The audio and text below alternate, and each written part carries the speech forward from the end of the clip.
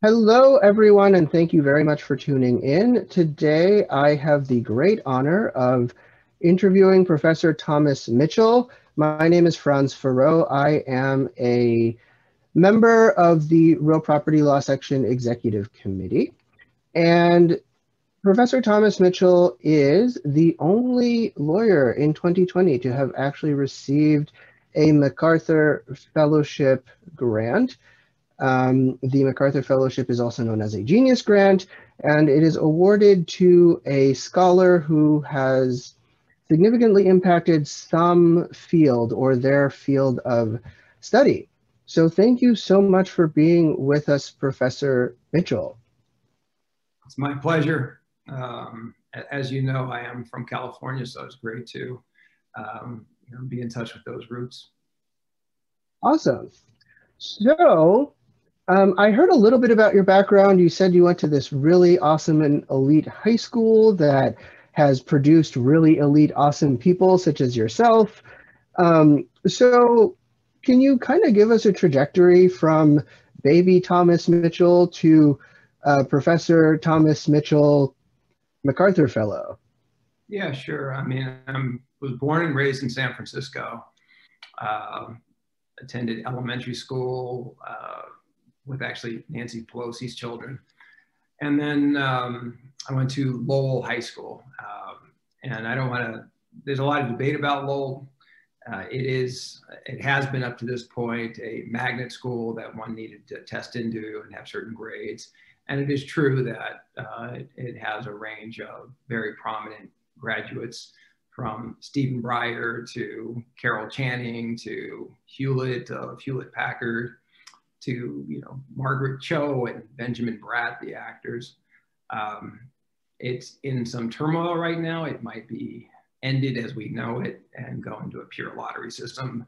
But I'm not out in the Bay Area. I'm not fully cognizant of all the merits of the arguments one way or another. But anyway, I ended up going to college on the East Coast. And I think that really in my experience in college on the East Coast was the first time I became a bit of an activist. I kind of experienced some issues with went to Amherst College with the athletic department there. I played football there and ended up realizing that the athletic department had some significant issues with systemic racism that, initially I ended up trying to address, and became much more of an activist when there was some resistance. I think that was, for me, that kind of ignited a sense of wanting to do stuff that was promoting kind of social justice, racial justice. I didn't quite know how that was going to manifest itself. I ended up taking a job working on Capitol Hill as a legislative aide for a congressman from rural Texas, ironically, and worked on kind of a variety of issues. I ultimately settled on going to law school. I went to Howard University School of Law in Washington, D.C. But I was still kind of very much wanting to do something in kind of the social justice, racial justice. Didn't quite know what form that would take. And I think for me, the kind of an inflection point was when I applied to be a fellow in a program called the Hastie Fellowship Program at the University of Wisconsin Law School. And the Hastie Fellowship Program is the most long-standing pipeline program for people of color to become law professors in the United States. And a number of my professors at Howard kept trying to urge me to be a law professor. And so I applied for that fellowship. And that fellowship had part of the fellowship application was a research proposal. And so I kind of thought long and hard about, if I was going to spend 2 years writing a substantial thesis, well, what would it be about? And I think I decided, as opposed to focusing on some area of law that I studied in law school or something I had encountered in practice. I practiced at a large law firm in Washington, D.C. Now it's everywhere, Covington and Burling. I clerked for a federal judge, Judge Emmett Sullivan, who's on the District Court of the DC Circuit and has had a number of high-profile cases, including the Michael Flynn cases. I decided to really kind of think about what in life really interested me? What did I have a passion about? And what I settled on was two things. One, growing up in San Francisco, I was born in 1965, and 1970, San Francisco had its high water mark of African Americans in the city. It was about 13 and a half. And if you fast forward to today, San Francisco has experienced the largest drop of African American population of any major city in the United States. It's kind of the African American population of San Francisco today is hovering around 4%, and it's disproportionately very poor and homeless. And I was on the front end of really what ended up becoming a really dramatic decline in the African American population. And I personally knew, people or business owners who were friends of my father, that were basically pushed out. And I think that what I realized, there was this theme of displacement that really kind of animated me, starting from the time that I actually watched these folks get pushed out. And even though I never studied it in college or even law school, that, it was kind of a through line in my life and things I thought about. And then the second thing was, even though I was born and raised in San Francisco, for a variety of reasons, I hadn't met extended family.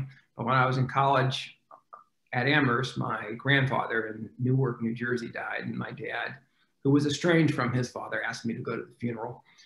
And it was, the family in Newark was living a very different existence than I was. They were desperately poor, living in, just an incredibly impoverished area of Newark. But one of the things that when I spent time with them, is they showed me a family album that went back to the family's roots in Southwest Georgia, including back during, sharecropping days. And I kind of thought, is there a way to combine my interest in displacement of African Americans and other disadvantaged people and communities with my interest of learning much more about my family's ancestry, emanating from the rural South? And I ended up spending a lot of time in some libraries, Library of Congress, because I was living in DC at the time, some law libraries. Didn't really find anything written in terms of legal scholarship on the issue, but I stumbled across some newspaper articles talking about how African-American farmers, beginning in the 1950s and 60s and 70s, were losing a lot of their property involuntarily as a result of kind of an archaic property law. And that kind of became the hook for the path that I've gone down for the last 25 years. Yeah, that is a really interesting story. So your research is sort of focused on heirs property or heir property, which is essentially property that is passed down without going through the formal either legal probate process or a will or a trust or something like that. So I'm wondering, why do African American families sort of disproportionately get affected by these laws? Sure. So there's some drivers of this.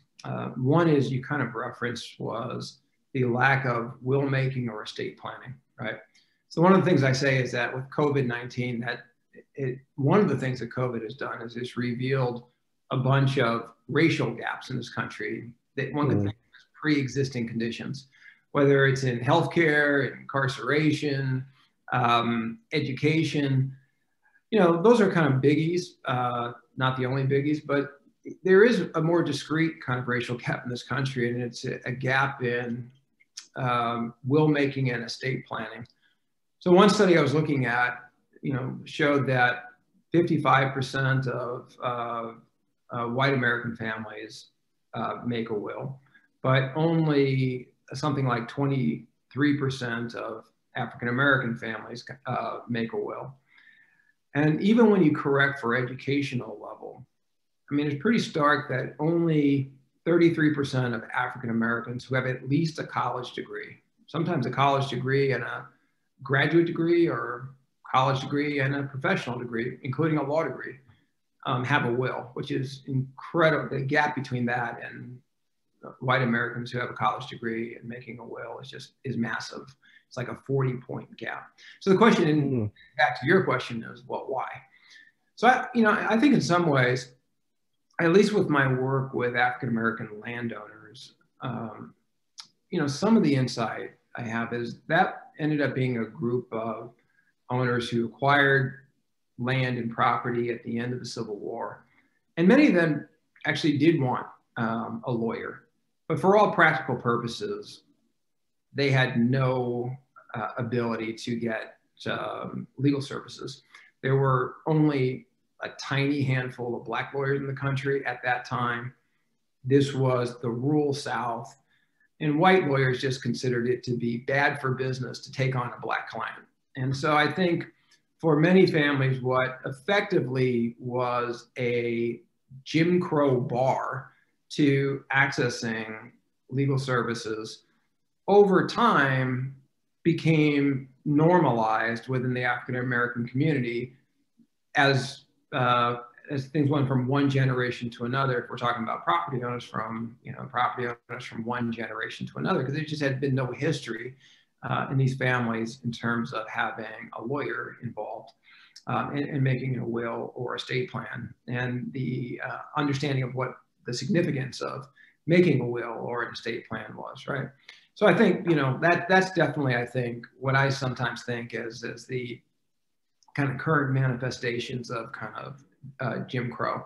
And then there's all kinds of other issues in terms of even families who want a lawyer. You have massive kind of income gaps, wealth gaps in this country, that for many families who even want a lawyer, their practical ability to access a lawyer or legal services is at least somewhat constrained. Yeah, that's really interesting.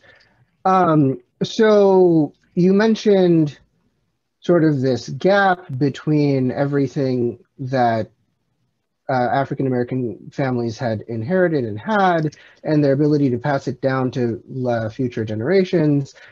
And also part of that reason being just lack of access to legal services or a mistrust of the legal system. So I wonder, how does your work bridge that gap, or does it bridge that gap? Does it sort of do something different? Yeah, so I think that, so one of the things that in this particular area of property law, dealing with kind of partition, one of the things that, and we can talk about, that in a second, more specifically, my Uniform Act. Part of it is we took that into account, and that played a role in how we drafted the act, recognizing that these families had limited access to legal services. But in addition to, and we can return to that, but in addition to the Uniform Act, I did things early in my career that after I had done, a fair amount of research, made multiple trips to the South, and specifically the rural South, met with large numbers of, families and others.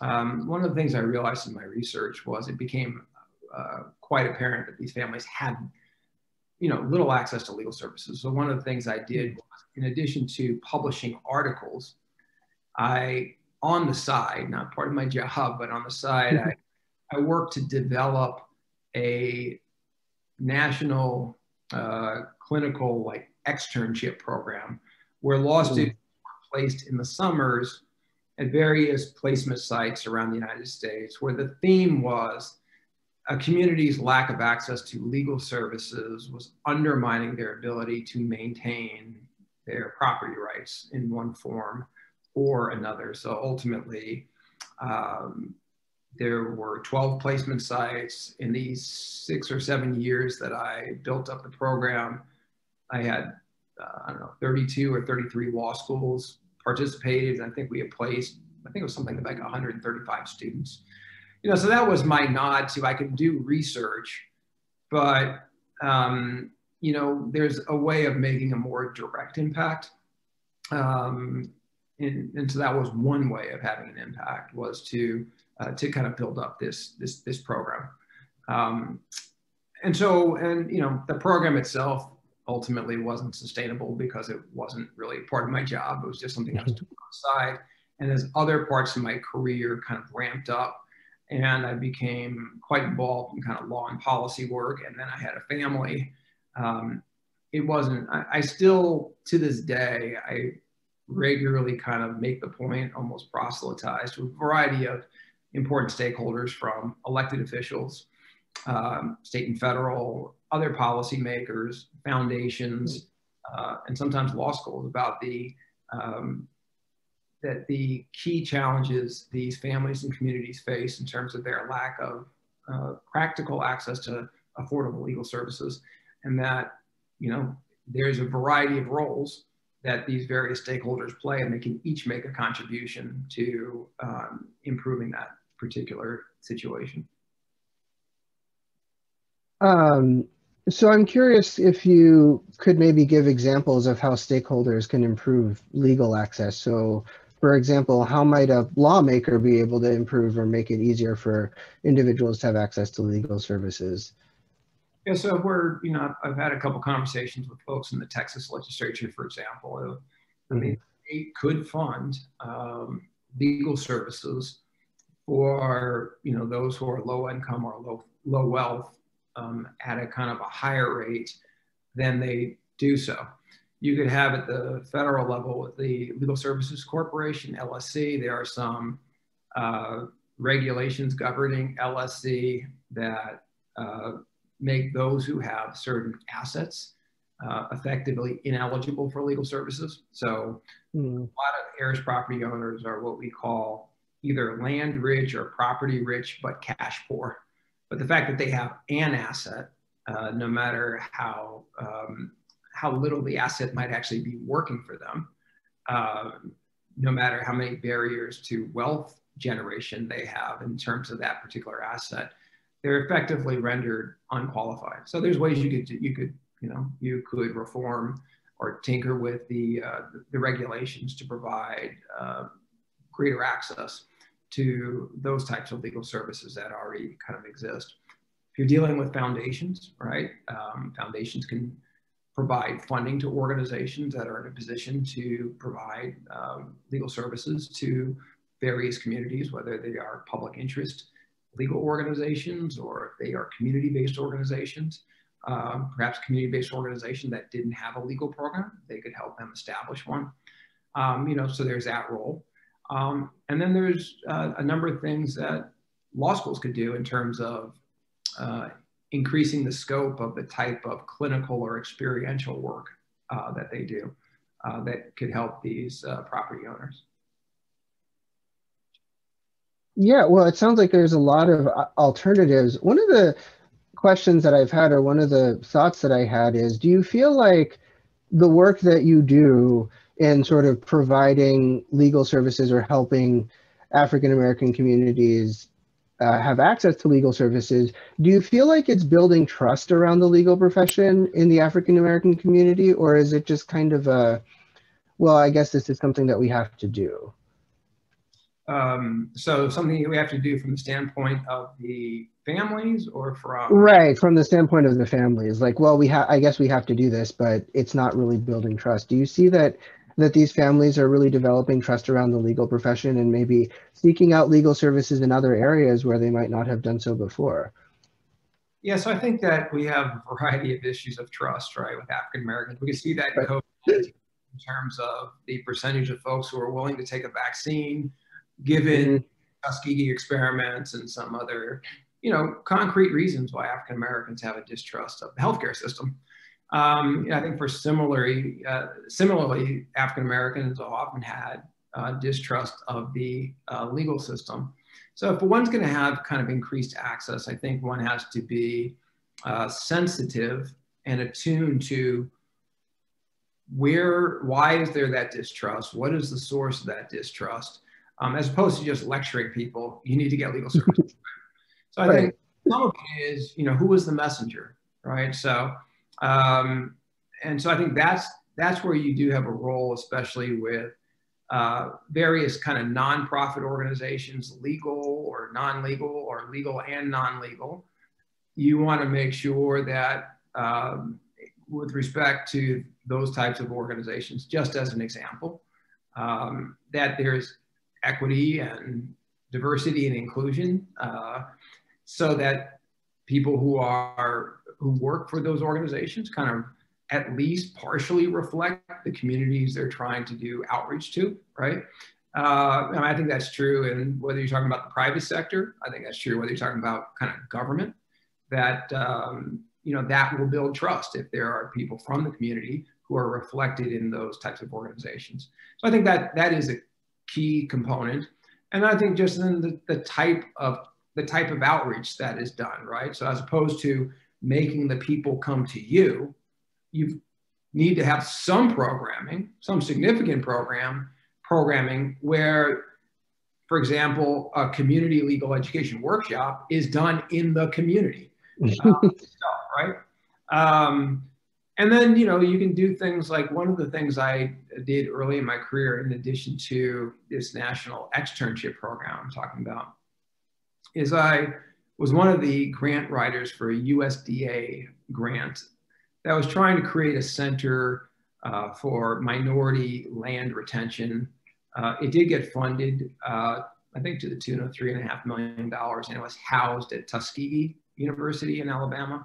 But one component of that grant was creating what we called a community land specialist. All right, so just what is a community land specialist? Essentially, it was trying to take people from the community who had high capacity and essentially train them to be paralegals with a focus on areas of the law that implicated real estate and land retention. And so there was a whole training it was a pilot program, but we trained the group of people selected from a variety of these communities, and there were African Americans and Latinos and Hispanics, and basically kind of gave them some training on some basics of kind of real estate law, wills and estates, so that given that they were embedded in their communities, that they could become a resource and a trusted resource. So, I think you're going to deal with these types of communities, given the history of mistrust, you have to be creative. And, you can't be seen as the outside expert who is kind of talking down to these people. And so you got to build trust. Yeah, I think that's really important, the trust building piece. This is actually kind of a personal curiosity question, because in law school, I definitely spent a lot of time reading many different uniform codes. So I'm really curious, what is the Uniform Commercial Code and the Uniform Probate Code and, all these uniform codes. So I really am curious, what is the process to kind of come up with a uniform code?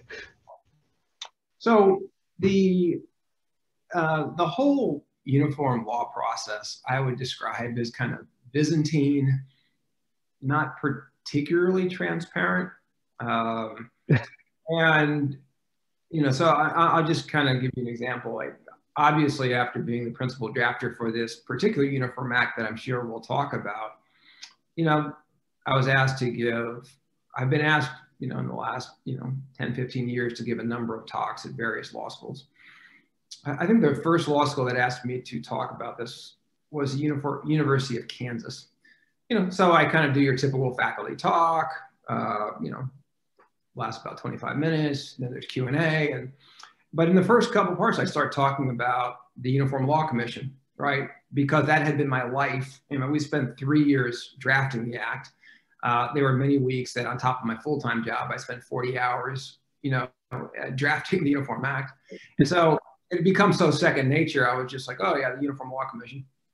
But at some point, I have some, basic self-awareness at least. I was kind of looking out at the faculty, and I realized that, for 90% of them, their eyes were glazing over. And then I just asked, I said, like, when I say Uniform Law Commission, do you know what I'm talking about? And they were like, we have no idea. So then I had to realize, before I had been selected in 2000 to be the principal drafter, somebody had mentioned the Uniform Law Commission and me, I have no idea what you're talking about. So so let's kind of start with basics. The Uniform Law Commission, formerly known as the National Conference of Commissioners on Uniform State Laws. That's a mouthful. That's why they rebranded as the Uniform Law Commission several years ago. It was created in 1892, so I guess it's 129 years, by the ABA. At some point, it became its own separate organization. The Uniform Law Commission consists of 350, more or less, uniform law commissioners. Every state is given an allocation by the Uniform Law Commission of how many commissioners they get. And then these are positions all appointed by the governor of the state, but there's also commissioners in DC, so that's the mayor of DC. So the Uniform Law Commission in any given year will have a number of proposals submitted to them, asking them to form a drafting committee. Of all the proposals they get, they typically only select 4 or 5 to form a drafting committee. For some areas, like in the area of real property, they ask a different organization that's kind of affiliated to vet the proposals for them. So that, membership consists of some from the Uniform Law Commission, some from the American College of Real Estate Lawyers, and then there's a third organization I'm forgetting right now.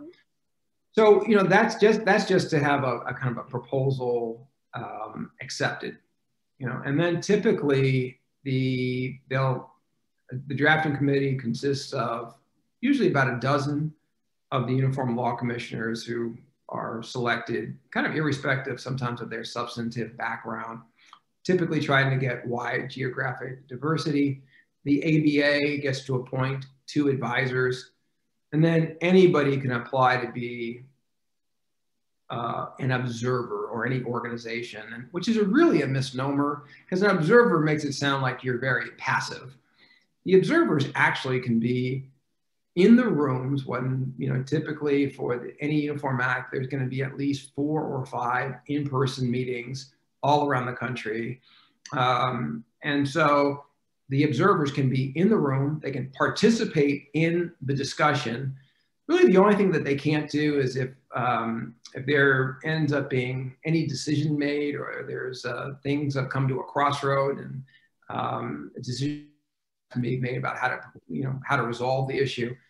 Only the voting members, those 12 people, the 2 ABA advisors and the principal drafter are the voting members, get to make decisions. The observers can participate in anything else, right? So, they usually spend 2 to 3 years drafting. You got to submit your draft your initial draft at an annual meeting where you get detailed feedback, and then you're usually given another year or 2 to try to address all the comments.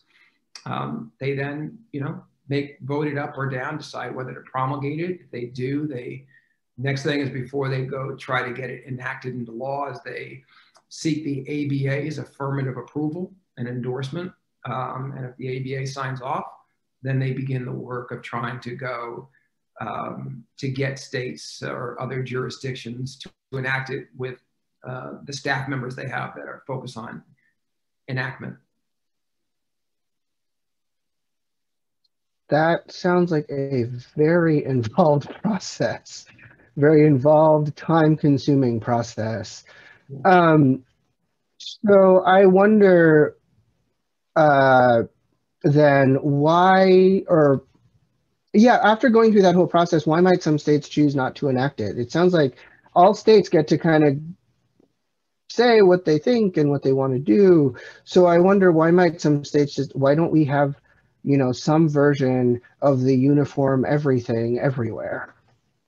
Yeah, so, and at some point we'll circle back. I need to lay a little bit more foundation when we talk about heirs property, about what it is and its challenges, and then we can talk about the Uniform Act. But just in terms of, we're just talking at a meta level about the Uniform Law. Right. So I would just ask yourself, you're a very, smart person. Look at our current society. Would you say our current society is characterized by a lot of unity? Or might you say that there's some division in our society? So maybe that a little. kind of talking at a meta level. Like, we seem to have a very fractured society right now, where getting consensus agreement is darn near impossible. And then you have states, they're their own entities, right? They see themselves as being sovereigns, right? We live in a society where there's a governmental system of federalism, so where states are always kind of negotiating what are their boundaries of their authority versus the federal government, and that can be quite contested, right? We had a civil war about that. But there is a strong sense that states are going to do it the way they're going to do it, right? And they're not going to be forced to do something that just because some other state does it, right? So, you can understand that. There's, justifiably, states feel proud that they're their particular state, that they want laws and policies and culture that best serves their population. So I think you just have, kind of at that meta level, we're dealing in a society where there's a lot of contestation, there's, divisions, you have states that want to assert their own autonomy and power and sovereignty. And so, I think, all of those reasons, present some challenges to this notion that we should have a uniform law that is essentially the same that would apply to all of the states, right? So I think that the Uniform Law Commission was kind of founded because, back in 1892, every state was just kind of doing its own thing, but there was at least some agreement that type of system, at least for all laws, was not working. It was suboptimal. That the notion was there at least had to be a subset of laws that were amenable to uniform treatment. And that wouldn't necessarily detract from any state, but it might help them to, have their law be consistent with the law from other states. But it's always contested, right? That's why there's a subset of kind of legal matters that even the Uniform Law Commission would say that there's going to be certain legal areas where they're going to say that they're not going to even try because they know that those are just going to be so highly contested. Among the scope of the kind of laws that they've decided to take on, they've had differential success from one area of law to another. Actually, they're in their 129 years now, they've done about 425 uniform acts. Obviously, they're most known for the Uniform Commercial Code, which they did with this other organization, the American Law Institute. But, and then obviously the UCC has been incredibly successful. But they've done about 40 Uniform Real Property Acts. And that group of acts has been either the most unsuccessful or one of the two most unsuccessful. So of the 40 Uniform Real Property Acts, the median number of states to enact, so if you just took you go from 1 to 40 and you look at the number of enactments and you pick the one in the middle, that median number is 1, like one state, right? Which means about 25 to 30% of their Uniform Real Property Acts have failed to be enacted into law in a single state, even, right? I mean, they're trying to do what they can to improve that. But I think the very field of property and real estate tends to have a lot of local and state stakeholders who have various kind of investments in maintaining the law the way it is. So it just seems like that particular area of law is a challenge normally. Yeah. Well, if I recall, your Your act was enacted in 18 states, so that sounds like it was actually very successful Yeah. compared to the median. Well, yeah, go ahead. I'm sorry. I'm sorry, what? I think I was cutting you off. I didn't mean to do that. No, I said it sounds like it's been very successful compared to the median. Yeah, I think it's very successful compared to when I started in the late 90s. And I published a law review article on heirs property, family owned tenancy and common property is, how is what we're talking about. And the article, it was a Northwestern University law review article. It got a lot of good comments, and I had a little bit of something in there for everybody. Kind of showed my mastery of property law. It was very interdisciplinary. So I kind of drew on sociology and anthropology and economics. I had some comparative law, both comparing, kind of state property laws here with Native American property regimes, but also international comparative, looking at, after all, we got these forms of ownership, the tenancy in common, and many other parts of our property system from England. And so, in various countries influenced by England, including the Commonwealth countries, you have tenancy in common ownership. So I kind of did some comparative. But when it came to, I took very seriously, because the whole reason I decided to become a law professor was my commitments to promoting social justice and having an impact on social and racial justice. I took seriously of thinking of concrete ideas for law reform or policy solutions. And then kind of the universal reaction to that part of my article was that I was hopelessly naive, that, folks said, you're wasting your time. It will never happen. Then it wasn't like they were, irrational. There had been attempts for, more than 30 years in a number of southern states to reform this law of partition. And essentially they had all met with failure, with some very, very minor successes in a couple of places. So people were saying, well, what makes you think that you are going to have any different result? Because the field is littered with failures, right? So it's not, I think the fact that we even got the Uniform Law Commission to accept our proposal was huge and hugely kind of unexpected.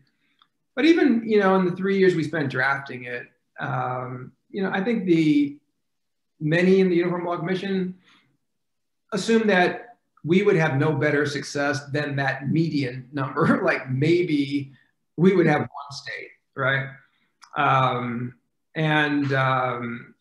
It took a lot of convincing just to even keep the project alive. But there's a variety of reasons. Some that I thought, even from the beginning, that we would have maybe greater success than one state or no states. But then there's also been some unexpected developments that nobody, I think, who I've been working with or is familiar with the issue anticipated, that have cut in our favor. Yeah, absolutely. Can you give some examples? I mean, obviously, I think the racial justice sort of zeitgeist is part of it, but are there others? Yeah, and actually what you just said is, I could see that's logical to think that, but it turns out that it's precisely the opposite. Maybe now, given the developments in the last several months, maybe going forward, we can leverage what you kind of, I think, appropriately referred to as the, racial justice zeitgeist.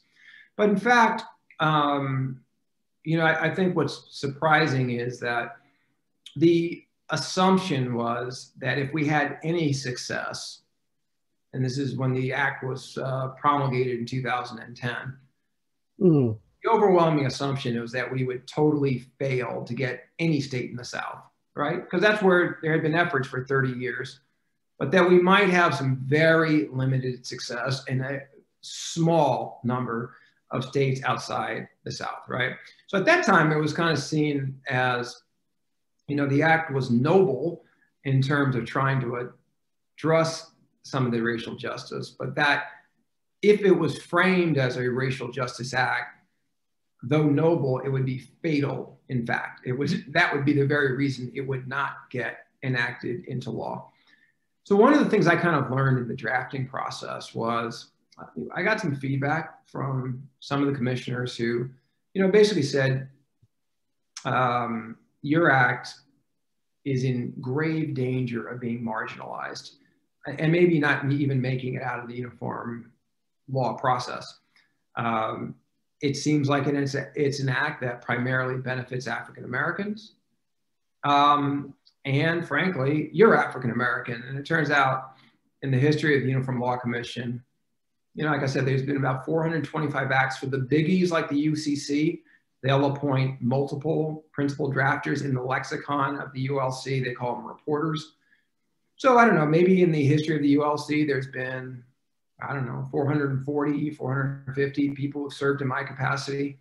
I'm just the second African American ever to serve as a principal drafter for the Uniform Law Commission for one of its uniform acts, maybe one of 5 people of color. And so, this assumption that if the act was seen as primarily a racial justice and I'm the messenger or I'm the drafter, it would just be marginalized, right? So one of the things I had to do in the drafting process was to kind of change the narrative from that this was primarily about African-American property owners to this was about trying to provide greater legal and property rights protections for disadvantaged families from every racial and ethnic group, perhaps disproportionately experienced by African Americans, maybe some other families of color, but not in terms of the raw numbers. It would probably be the raw numbers of white families impacted was much greater than any other group, right? And I think that reframing helped keep the process alive during the drafting process. And that became a key in many states where we have tried to get it enacted into law, and I've been active in most of the states.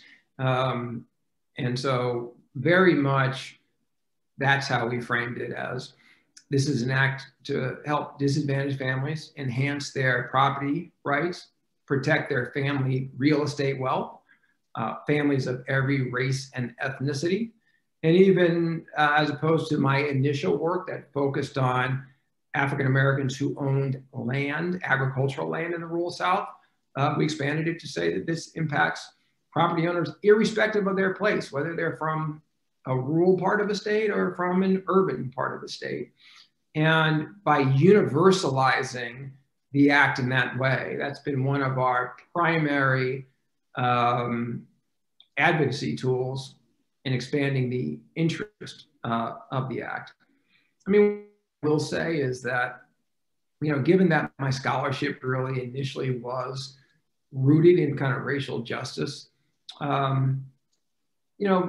where I felt that I had opportunities to address a racial justice component, I've done that. Now, that's only been in the last couple of years, given the substantial momentum we've already gained by having a number of enactments. I think of the 40 Uniform Real Property Acts, we now rank as the 5th most successful of them. And so I feel like a little bit more comfortable now in some states saying that there is a racial justice aspect, but I don't lead with that, right? So I'll make, I'll have 5 bullet points as I'm testifying in a legislature, and the racial justice might be the 5th one that I address.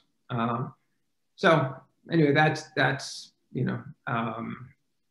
yeah. So I think kind of consistent with that was this assumption that we would have, no success in the South, right? Because the attempts beginning in the 1970s to reform this property law were explicitly framed as kind of a racial justice. And I think that was one of the reasons that the act failed, like all across the board. So one of the things that really does surprise people is, it surprises folks, given that those who were prognosticating 20 years ago said that there would be total failure. Kind of as a hedge, their backup argument was you might have some tiny amount of success outside the South, but certainly no Southern state's gonna enact this into law. Well, it turns out, of the 17 states and the 18th jurisdiction is the United States Virgin Islands. They reflect every region of the country, from Hawaii to Florida, from Connecticut to New Mexico, 3 Midwestern states. But even with that said, the area of the country where we've had the greatest success, ironically, has been the South. We are now up to 8 southern states, with Florida, Virginia, and hold your hats, Mississippi, becoming the most recent states to enact it in 2020. Wow. Well, I mean, that sounds like a really, well, as I said before, I mean, it sounds like it's really been extremely successful and extraordinarily more successful than anybody had anticipated. And I, I mean, you've been talking a lot about racial justice or just social justice in general. And one of the questions that I have, given everything that you've described just now, is do you find that this idea of framing racial or social justice generally as just benefiting society as a whole, do you find that that rings true for you? Do you find that having enacted this statute in southern states, for example, do you find that it has actually just benefited society as a whole in those states because everybody is able to benefit from being able to properly pass down heirs property? Yeah, so I think one of the things in my career I've learned is, I know when I'm talking to an academic audience, I know how to write academic articles. In some ways, when you're in the academy, you have greater degrees of flexibility, right? But also in my legislative work and my policy work, you just have to be aware of the political economy. You got to be aware of the context and the constraints and the opportunities, right? So you can't just be talking like you're talking to an academic audience if you want to achieve a certain result, right? I mean, what I do think is useful in my work is, even though I started off very much focused on a kind of racial justice, I kind of discovered in some further research that this wasn't just impacting Black Americans or other people of color. I found out that there were a number of, low income and low wealth, or sometimes even middle class white Americans. And so, if there was nothing inconsistent in terms of promoting this act, because expanding it, it wasn't going to cut out African Americans. It was just going to then, helping reframe it was going to help African Americans and others who were kind of impacted, right? And I think that has been a great sense of the support that we've gotten. Like, for example, in 2019, one of the states we were successful in was Missouri. Okay, in Missouri, we failed the first time. The first time in Missouri, our bill was introduced by an African American who was the member of the House of Representatives, an African American senator in Missouri, and it was primarily framed as a racial justice. The Missouri legislature is not, to put it mildly, a progressive legislature, to be very mild. And it went nowhere. It didn't make it out of any of the committees it had been assigned to.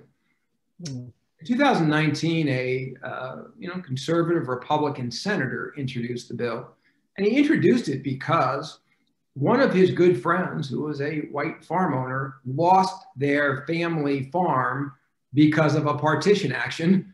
And so this senator was quite aware of how partition law could be abused. And it helped, right, that he was the sponsor, and he was able to see how this impacted even people he knew. So I think that's true. So one of the things I just say kind of about some of my work is, when I think about kind of racial justice and law reform or law and policy, is that one could still be attentive to racial justice, but then when you think about strategies, you need to, once again, take into account the political economy of where you're dealing. And if there is a way of framing your issue in a more universal way, that often can redound to your benefit, right? You don't have to say that it has no racial justice, but you can make it a bit more encompassing. And I think there were certain areas of law, like the area of property law that I was working on, that was so identified as, oh, this is just a black rule issue. And nobody kind of bothered to see whether, or, you know, whether to kind of do research, publish material, to do investigations to discover whether other people impacted. And so, because it's certainly easier if you can take something from being kind of race specific and make it more universal, even if it has a racial component. Now, what I also say though, is there are certain phenomena in our society that unfortunately are purely racial or overwhelmingly racial. And you're not going to be able to reframe it to meet a more universal narrative. And that doesn't mean you walk away from them. That doesn't mean the injustice is any less.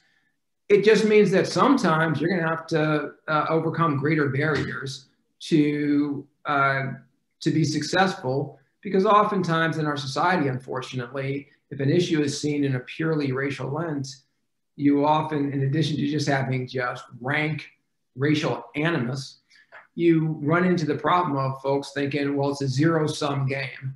If I help these people out, it's going to be the detriment of the other group, maybe the dominant group, right? That doesn't mean you shouldn't fight, and you shouldn't fight hard. It just means probably you're going to face much stiffer resistance. But all I say in my work is you shouldn't assume that an issue that you're working on, if your entry point happens to be because it impacts a particular racial group that you're familiar with, that you shouldn't just assume it only impacts that group.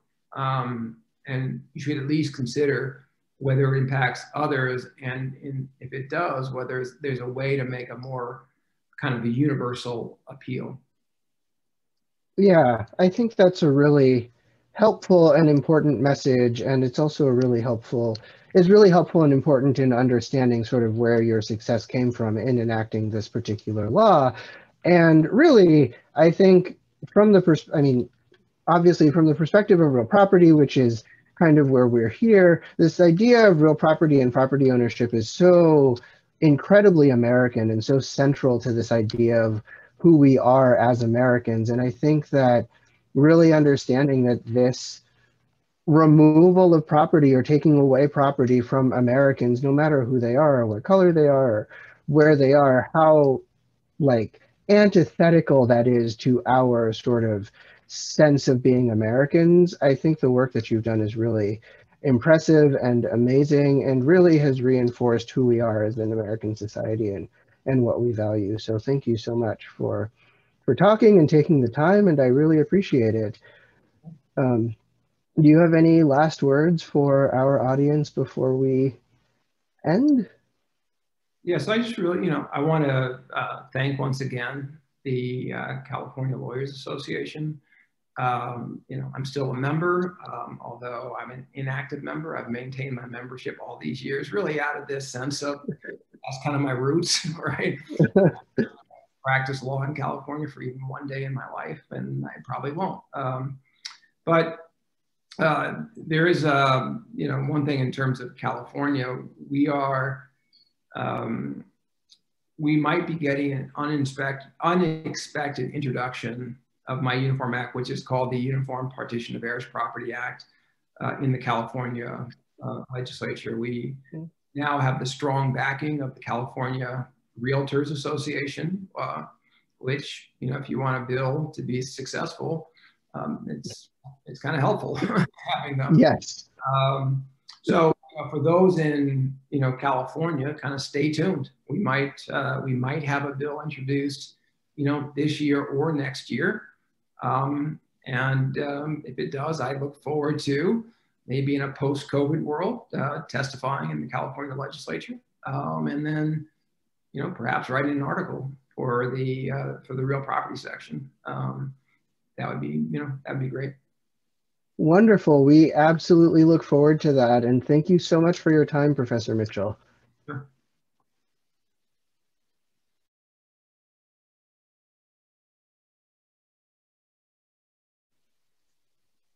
Okay. So I'm wondering if you could maybe elaborate a little bit on some of the other factors that contribute to heirs property and why that actually happens. Yeah, so I think we covered, I think as we covered before, certainly the racial, you know, will making and estate planning gap where African Americans make wills at such a low rate, kind of irrespective of their educational attainment, is a major problem. But in addition to that, there is the fact that these families have a lack of practical access to legal services. You then have that many of these families are low income or low wealth. So in one of these legal proceedings, part of the being low income and low wealth is sometimes they don't have the money to hire an attorney. They'll represent themselves pro se, but also to the extent that the property is ordered sold, they're just not in a financial position to make a competitive bid at these auctions. And so these auctions already typically will yield a very price well below market value. But if it's a real estate speculator or developer that's kind of preyed on these families, they can make a bid that's a lowball bid, even below what you would expect from a sheriff's sale or an auction. So the families end up getting really harmed financially when their property, which is often their major asset, sells for pennies on the dollar.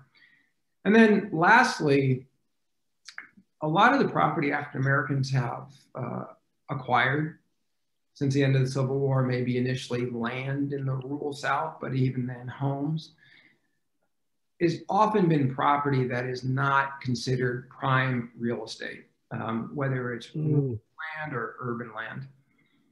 And what has happened over the last several decades is this property that wasn't particularly viewed as valuable has become either newly in the path of development, think urban sprawl, like a farm on the urban fringe, or it's located in, for example, a city or some other municipality where there's been a rapid appreciation of real estate prices. So think gentrification. So all of a sudden, whether we're talking, in Harlem, or we're talking in Washington, D.C., or LA, these properties now are incredibly attractive, and there's incredible incentives in terms of in these gentrifying areas to kind of force the family out and then have the property under kind of new ownership. And so I think that the combination of the lack of wills, the lack of access to legal services, the families being low income and or low wealth, and these properties all of a sudden being attractive to developers, speculators, it's that combined impact that makes these properties incredibly unstable and attractive to these outsiders. And unfortunately, which has resulted in a lot of partition actions that have resulted in the forced sale of these properties, often at fire sale prices. Okay. Thank you for that explanation. And so, given what you just said, can you sort of in layman's easy to understand terms, describe what a partition action is and how your Uniform Act sort of protects against them or modifies them or sort of modifies the existing law? Yeah. So we're talking about a partition action. Essentially, that's the property law that governs what I refer to as exit from a common property ownership arrangement. So to the extent that there's a variety of people, whether they're related or not, who own real property together, they can all come to an agreement about how somebody in the group can exit. But oftentimes that type of consensual agreement is not possible. And so partition provides a legal mechanism that allows somebody to exit the ownership. And in a tenancy in common, in a partition action, the courts, they have a variety of remedies actually, but there are two main ones. One is the court can order a physical division of the property and then allocate parts of that property to various of the common owners, the tenants in common. That remedy is typically referred to as partition in kind or partition by division. Or the court can order a forced sale of the property and then distribute the proceeds of the sale to the common owners based upon their individual percentage ownership interest. In the overwhelming majority of states, if you look at the state statutes, the partition by division or partition in kind is favored because it's seen as being more consistent with maintaining important private property rights. However, in the last several decades, you've had state court judges kind of take advantage of the fact that at the level of the state statute, the preference was kind of a weak preference, and the legislature never gave any guidance about, well, in what situations would a forced sale be justified? So what happened over a number of decades is these state court judges in states all throughout the country came up with their own test, and it was a test that only valued the property for its economic value. And so the theory was that sometimes property, if it's maintained as a whole, is worth more than the aggregate value of the various parts that would come from dividing the property. And that's the economic concept, is it has economies of scale. But that, what I refer to as this economics only test that became prevalent in states throughout the country, what it did do is it totally ignored that the property, often for families, had important family heritage value, that it had been in the family for generations. The property might have other cultural or significant or historical significance, both to that family and from the community that they were from. And in some cases, there were people who were tenants in common who were using the property for a very lawful reason, whether commercial or residential, where a forced sale would have a devastating impact. So for example, if somebody in the family was using it for basic shelter and the property was ordered sold, that family member could experience a substantial decline in the quality of their housing or even be rendered homeless. But under that economics only test, the court basically said, well, we can't quantify any of those values, so we'll just ignore them. And as a result, in many places, at least when you're dealing with disadvantaged families, de facto, the forced sale became the preferred remedy. So that's the context of what the problem was. And many of these families also were low income or low wealth, so they became preyed upon by outsiders. So not only did they lose their property because the property sold for just a fraction of its market value, the family then were stripped of a substantial amount of their real estate wealth. So what the Uniform Act does, it's got a lot of bells and whistles. So the name, once again, is the Uniform Partition of Heirs Property Act. And I always say that it has three big pillars. So pillar number one is if one of the common owners, whether they're a family member or somebody who bought out a family member's interest, seeks a partition action and they request the remedy of the forced sale, the other tenants in common who want to maintain ownership of the property are able to buy out the fractional interest of that party that sought the forced sale. So it's a right of first refusal, is what we would say in real property. Right, and that, if you're a developer or speculator specifically preying on this family and you think you can just buy out one family member who has a 2% interest and you're going to force a sale, the buyout is it's a disincentive to try to go down that road.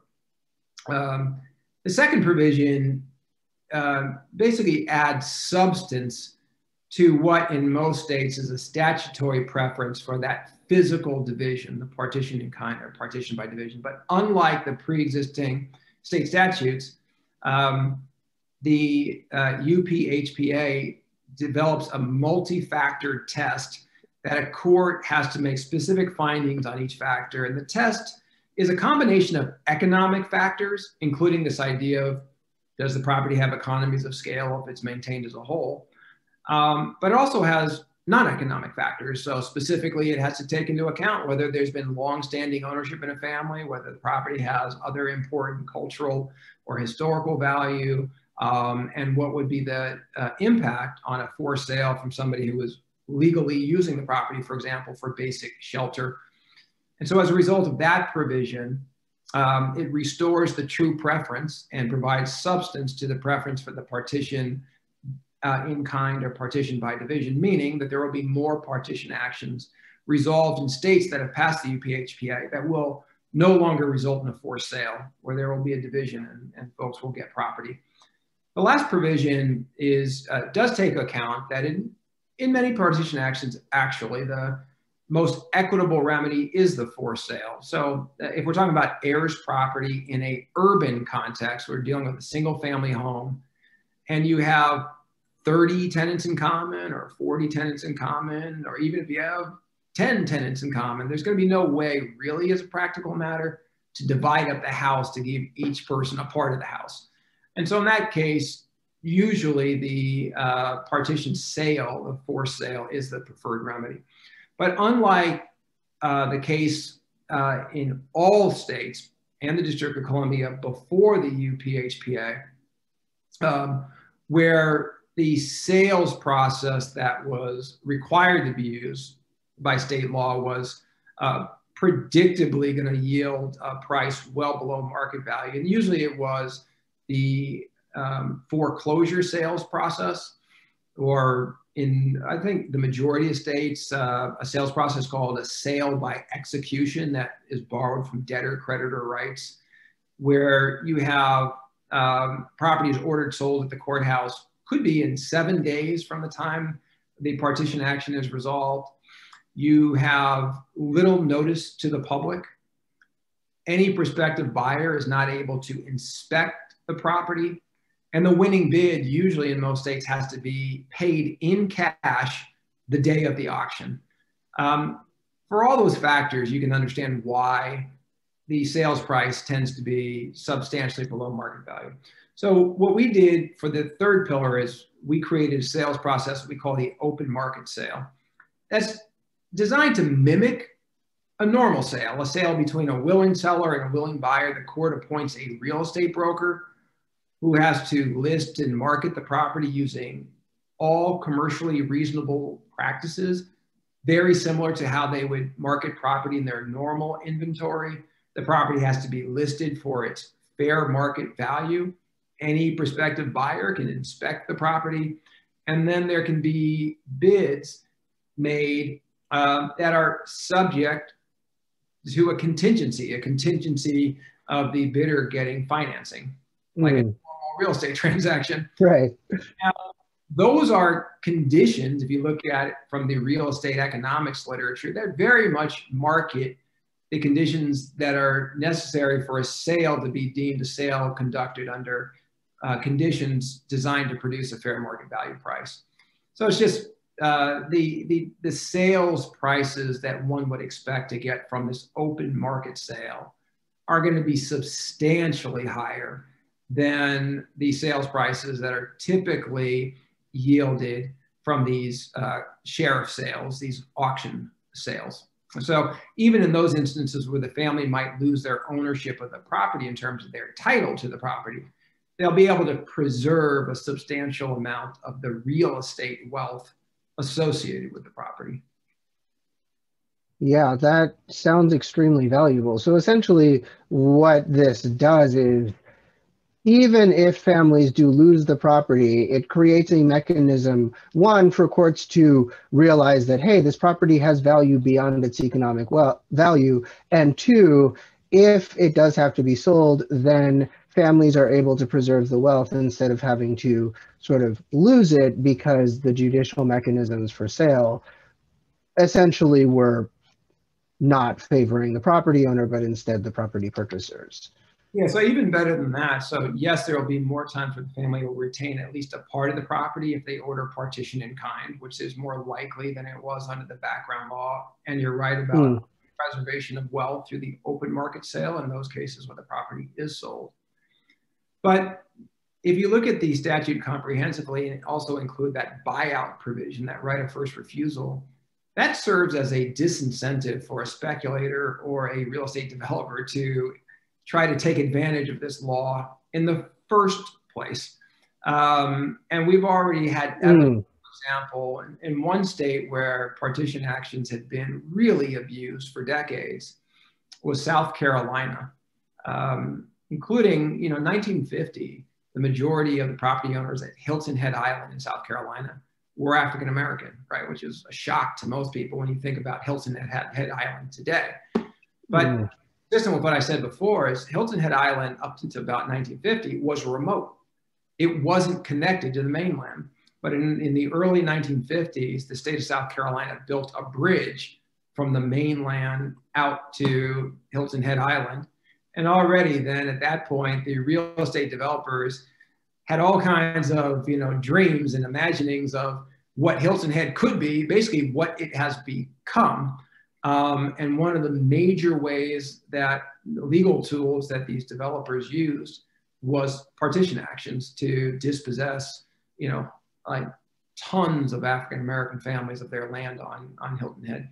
But I've already heard in South Carolina, because our act has been the law in South Carolina for the last 3 to 4 years, is that the number of partition actions being filed on behalf of real estate developers and speculators has plummeted because it's not worth their while. So in those instances, the family's not just going to preserve part of their land if there was a partition in kind. There's not going to be a partition action in the first instance, so they can retain all of their land.